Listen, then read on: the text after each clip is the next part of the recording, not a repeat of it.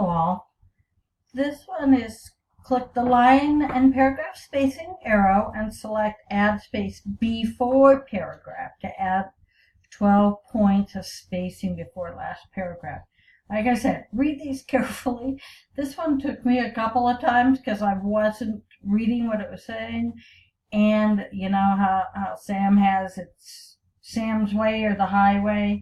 Okay, so what you're going to do is you're going to put your cursor right before the P and please. You're going to go up here to paragraph, the home tab, paragraph group. Go here to the line spacing. Okay, this one will just do the line spacing and add space before paragraph.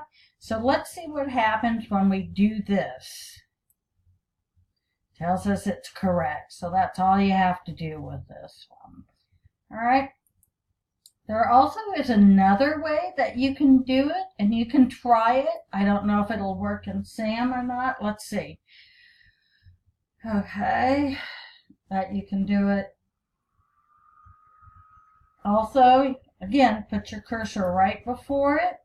Go into paragraph dialog box. Right up here where it says before, you can change this because it's asking for 12 points of spacing. You can go 612 and then hit OK. And see, it tells you it's incorrect. All right, so, but if you're outside of Sam, you could do it that way also.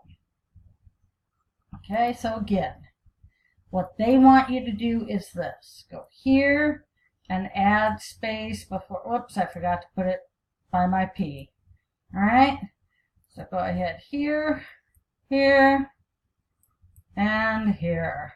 All right, hope this helps. Good luck. Email me if you need something further.